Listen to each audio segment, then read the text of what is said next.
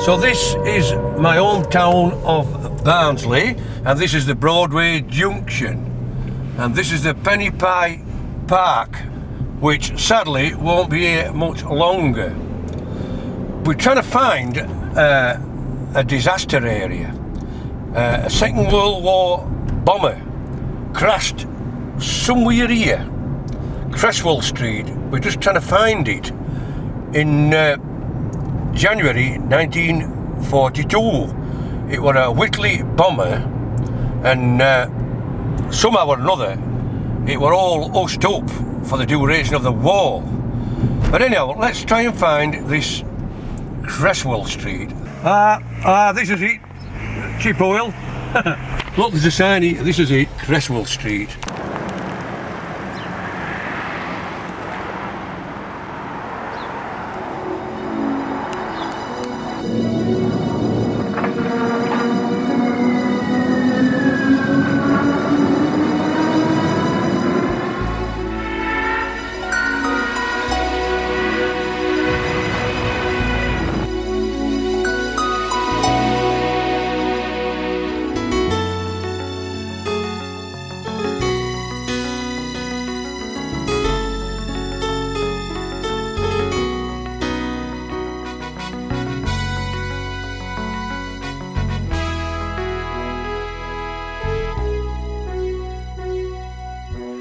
So we're in luck here. We've got Anne and Mick.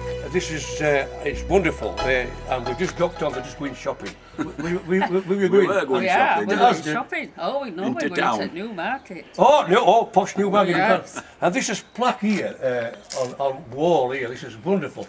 So Mick, what do you know about this plane crash? What can you tell us? Well, all I know is in 1942 on 6th of January that the plane came over, engines were failing. Yeah. And to avoid the houses, came over Pogmoor, avoided the houses and landed in the field.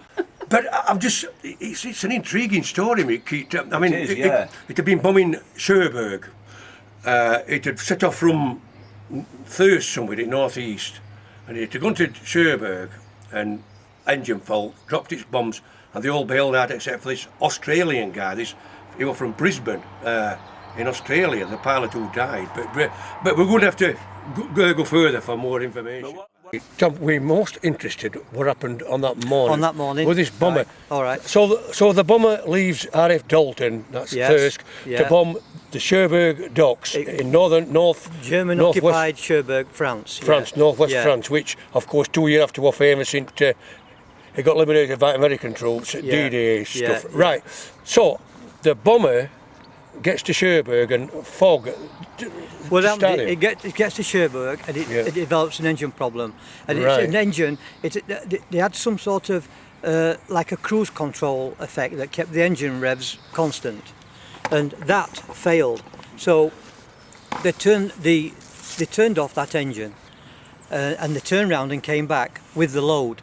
The Whitley Bomber, it was really underpowered. It had 2 Tiger radial engines in it. There weren't Rolls-Royce engines in them, and it gradually made its way back, but losing height. Yeah. They realised they weren't going to get back to RAF Dalton, so what they did, they jettisoned the bombs south of Sheffield. They must have been still doing about 180, 200 mile an hour, so it was well south. On moors, on the moors, yes. Right. They disarmed the bombs, jettisoned the bombs. It got lower and lower and lower. They decided to try to restart the engine, and that caught fire. Right. It got lower and lower, and it came down Broadway. 3 bailed out on Broadway. Flight Sergeant Buchanan. I've got part electronically. It said most interesting that 2 blokes bailed out Lock Park. Well, would that be right? It would be. Well, Lock Park is in that general direction. Yeah. Wherever you talk to some of these eyewitnesses, they were all saying, "Oh, it came over our house. It came over." It's got a bit distorted over the years. Yeah. But Lock Park is in that direction, and Broadway's in that direction, so it would be coming that way. Yeah. Them 3, as people say, it bailed out on Broadway. Them 3 bailed out on Broadway. The Royal Canadian Air Force air gunner navigator bailed out on this bit of land here, it was very low at that point at the bomber, and he hit an incinerator chimney on his way down, and that killed him. Yeah. The pilot So that's incinerator. What was that before? I wouldn't know. There'd be a pity here, you know. That's a bit of industrial land there. There'd be a coal mine here called Penny Pie, years ago. Did it? Before? Oh yeah, 100 years ago. Yeah. Oh. Right, so Tom, you can plainly see here, look.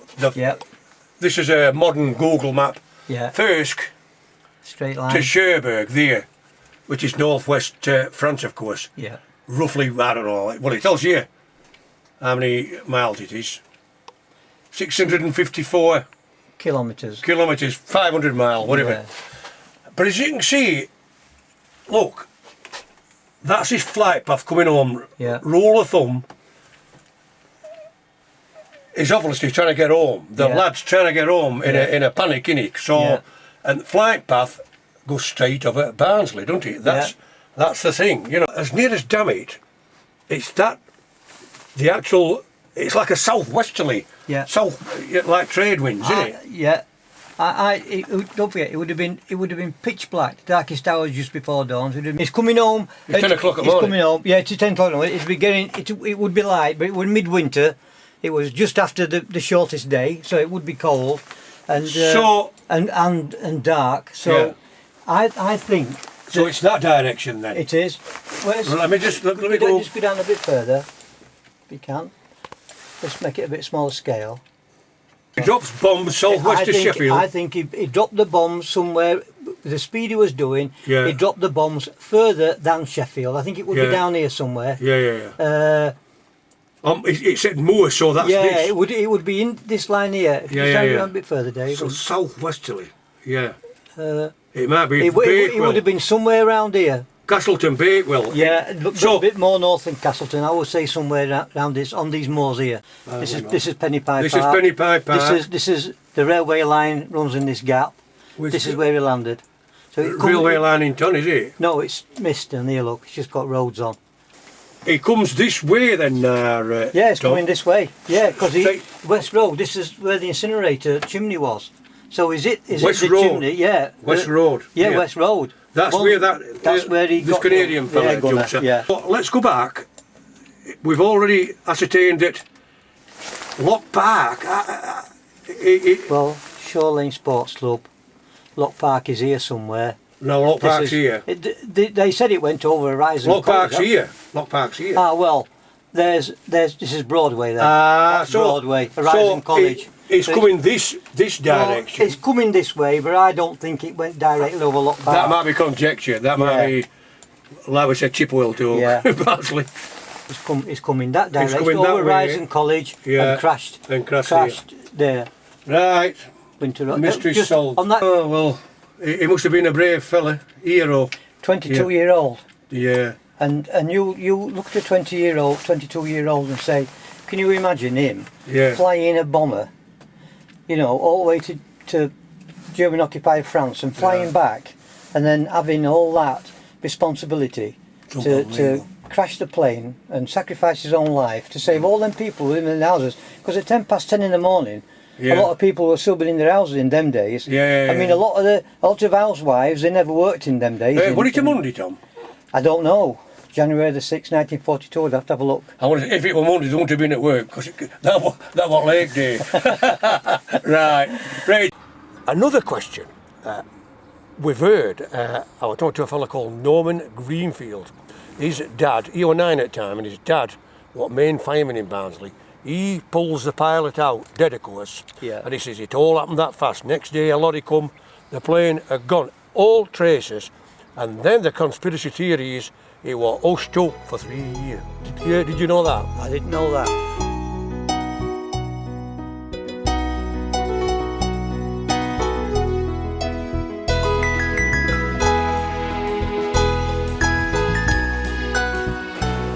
So we've come to the riding school in Barnsley, and Adam here has gladly allowed us, he's just showing us this model on the Whitley Bomber, on a Whitley Bomber.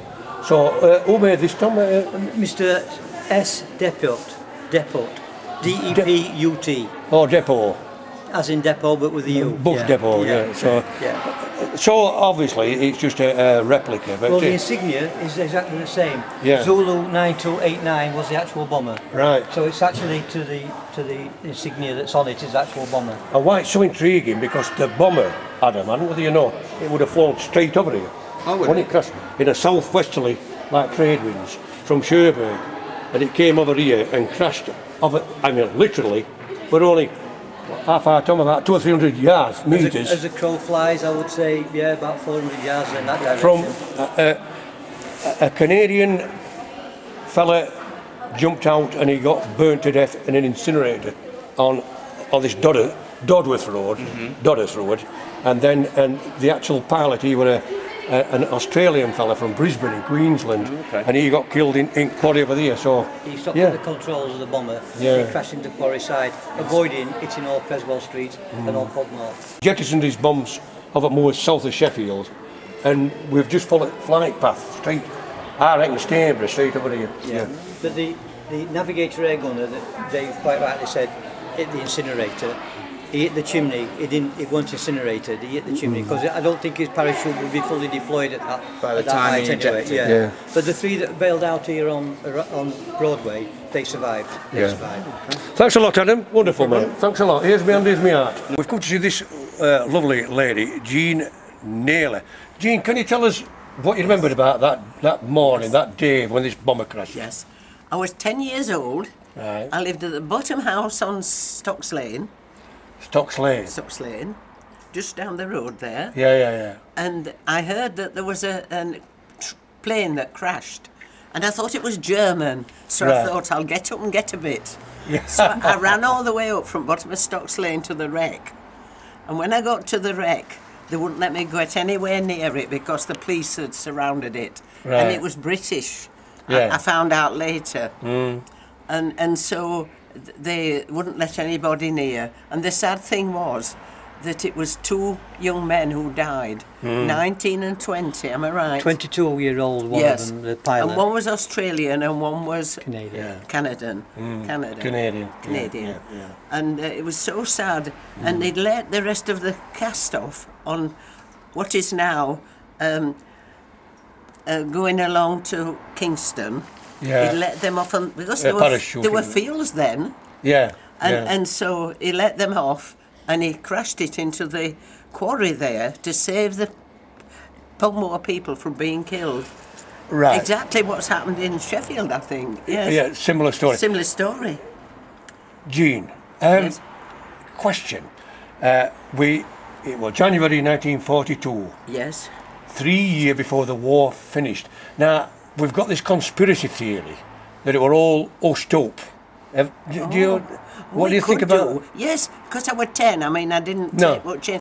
I do know the next day it had gone. The wreckage, everything had gone. Yes. I got in touch with the fireman, Norman Greenside, his son. He pulled the dead pilot out, and he said next day it would obliterate it. The site, everything had gone. I know the actual propeller is in the Barnsley Museum. Yes. But it were all this hush, you know, and yeah. And one of the little ladies from Waite Street Chapel went to Doncaster because he was buried in Doncaster. Yeah.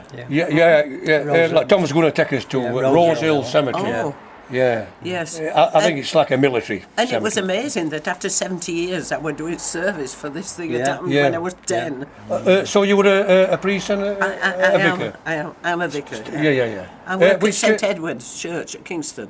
Oh, right, I know it very well, Yeah. of course, yeah. Race Common Road, yeah. Oh, wonderful, yeah. So that's when they came to me Yeah. because they wanted. I've just stopped now because I'm 90. Yeah. And I said it was too cold for me It's to always sit a bad out. day, January the 6th. This is Cantley Cemetery now. We're gonna about 100 yards away. There's a row of graves that looks like they're tended by the War Graves Commission, and there's quite a few servicemen buried on there, including Flight Sergeant Buchanan and Flight Sergeant Hollingworth. The cemetery, when it was opened, this is where it would have all started. So they must have been the first few that were buried in here. The cemetery is quite big now, and it extends quite a long way that way, probably about a mile. Obviously the insignia for the Royal Canadian Air Force. Right. Royal Canadian Air Force. Yeah. EU 22, 23. So this fella here, he was the hero of Barnsley, this fella. Yeah, he were, yeah. This is him, is him who saved hundreds. Yeah. Pogmore would have changed altogether. The road through it, everything would have changed. Yeah. So there were 44 houses there. It had been a crater up to the hospital. If it had missed the top of the quarry and skirted and gone over Creswell Street, all them houses would have disappeared.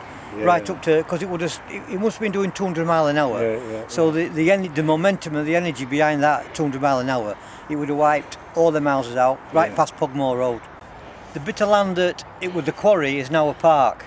The bit of ground it's tagged onto was Sugden's Wreck, and this was a name, it didn't have a proper name. We've now called it Hollingworth Park, in memory of Alex Hollingworth. His family called him Alexander, but it's Alexander Hollingworth. These white headstones here are obviously war graves. They're tended by the War Graves Commission, I presume, because the grass is different. It's very well maintained. It's a credit to whoever is maintaining these war graves. Question is, Tom, why were they buried here? I can only presume that the bodies from after the crash were taken to RAF Finley, which would have been an operational aerodrome during the war, and from RAF Finley they've been brought, which is only about 3 or 4 miles in that direction. They would have been brought here and put in this cemetery. Yeah. Well, the wonders of modern technology. I'm on my laptop here, trying to use a program called Discord. Discord. It sounds like a Sheffield piano player, doesn't it? Now then, I play a Discord and that chord, but it's Discord. And I'm trying to get in touch with the other side of the world, Australia, speaking to a lady who's related to the pilot who sacrificed his life by crashing into the quarry at Pogmore. Morning Ian, morning, it's Dave Cherry here in Barnsley. And I'm speaking, what's your name again? Ian Flegg? My name's Ian Flegg, yeah, this is my wife Jackie Flegg. Right, Jackie, it's wonderful to speak with you. Right, can you tell us all, what relation are you to this dead pilot, this dead Aussie pilot? I would be a third cousin. My grandfather and first cousins.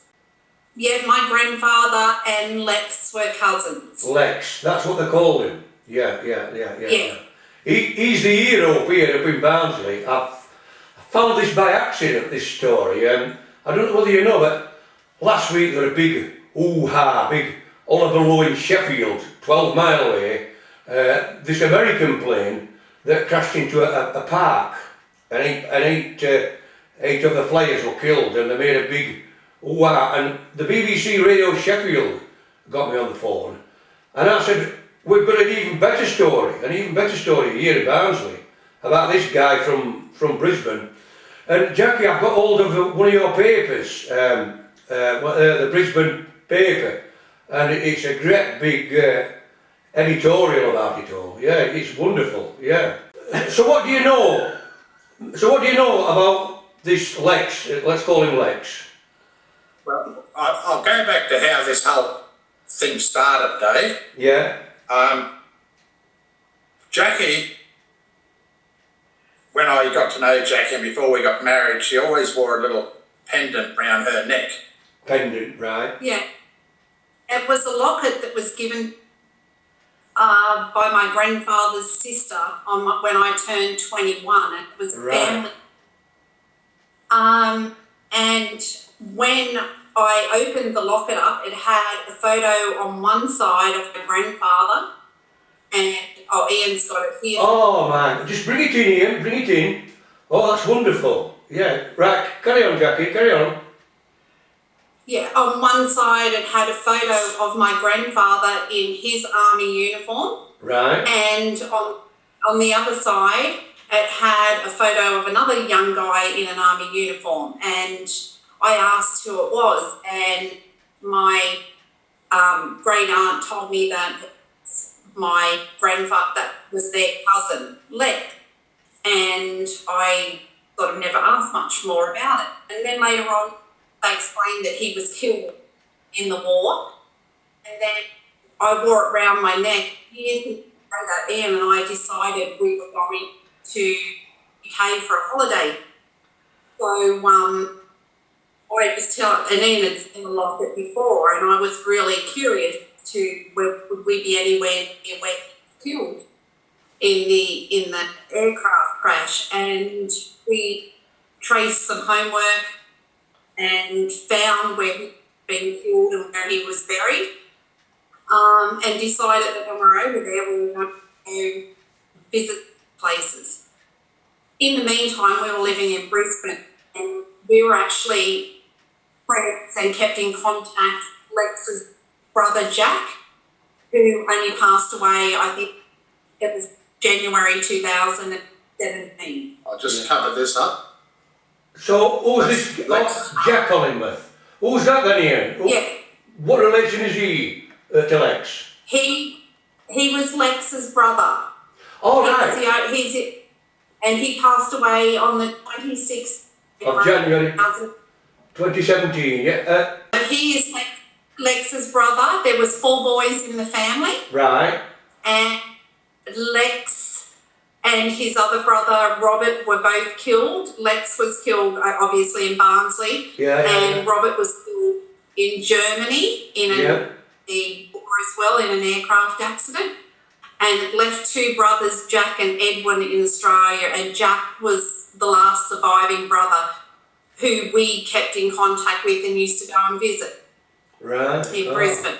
Wonderful. It's a wonderful story, and what's fascinating, this guy came all that way to join up, to fight the Germans, and yes. Well, it's amazing.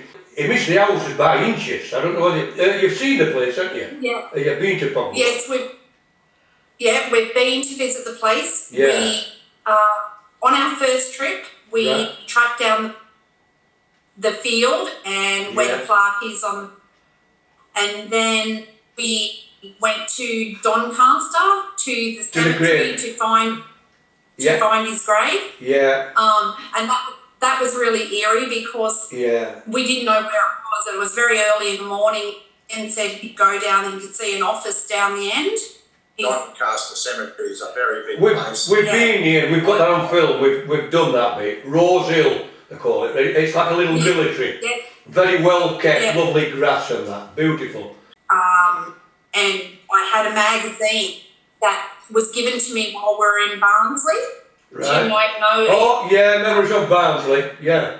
Mm-hmm. We knocked on a door to see if we could take a photo with the plaque at Barnsley that's on the Legion's. Yeah, your British Legion. So, yeah, that's wonderful. But you'll have to come and see us, definitely, And as I said, I'll keep in touch all the time as this is going on. But it's only early days. Okay, well, thanks for your time and trouble. Okay, cheers. Okay. Yeah.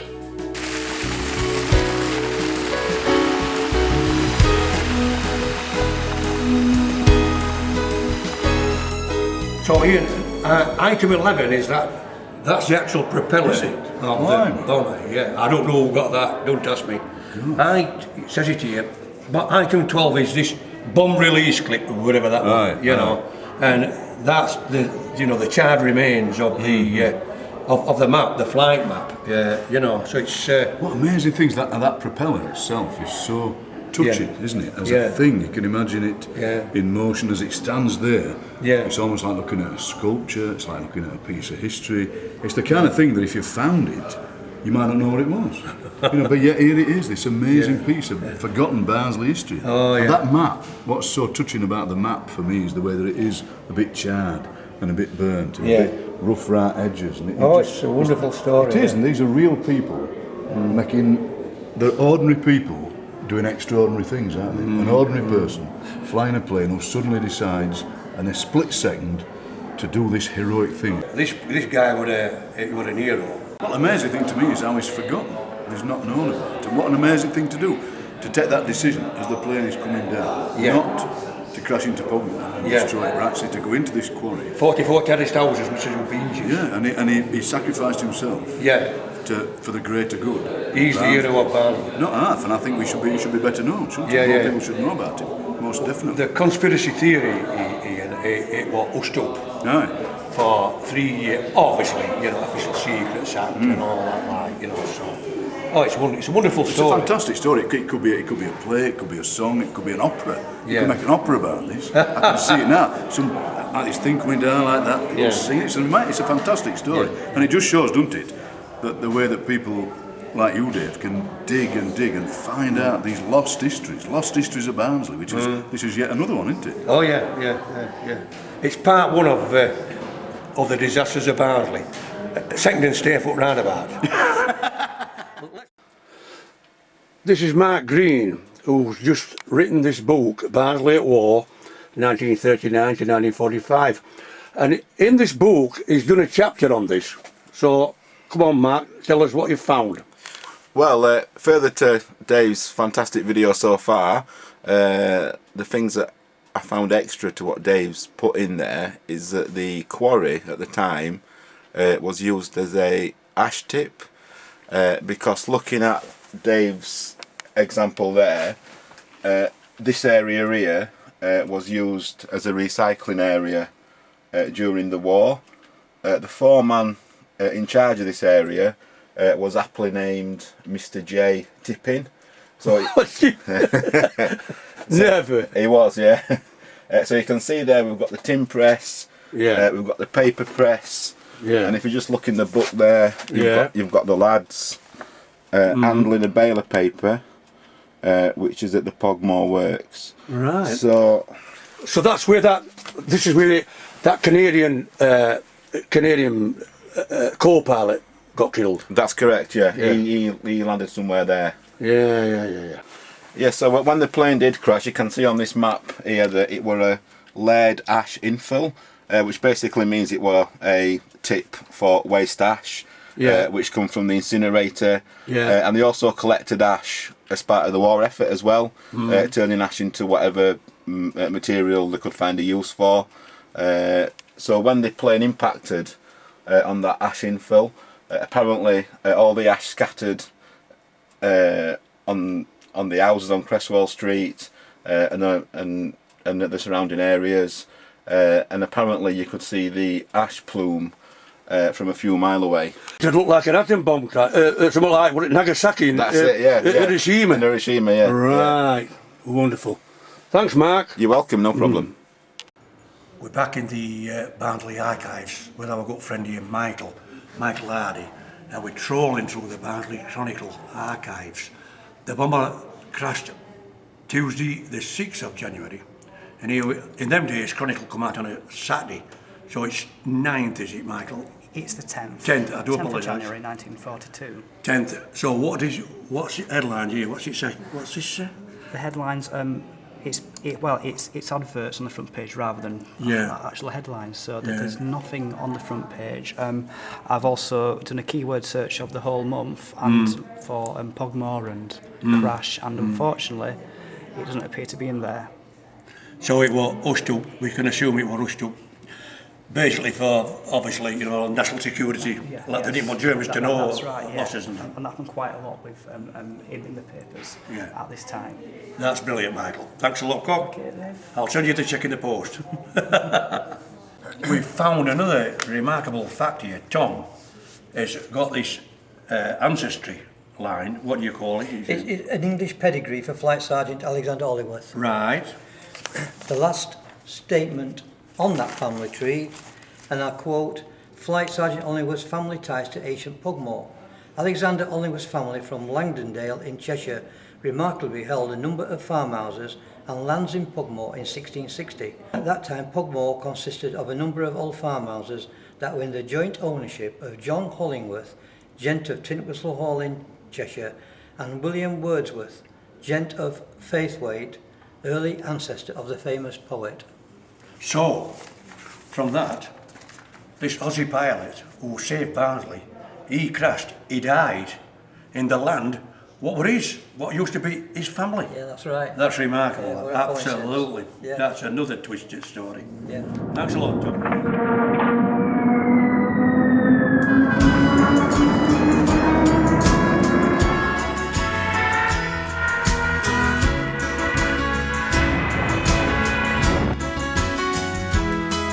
I am a Barnsley lass, you know. I can't speak mighty dark. I learned how to cook and clean and sew, and I steady and that.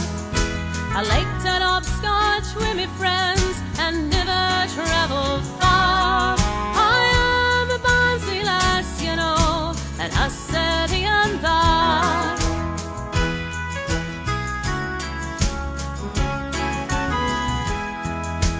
I was grown up when I was 10. I learned how to read and write me send. We say thou what? How much? Posh folk think it's double Dutch. I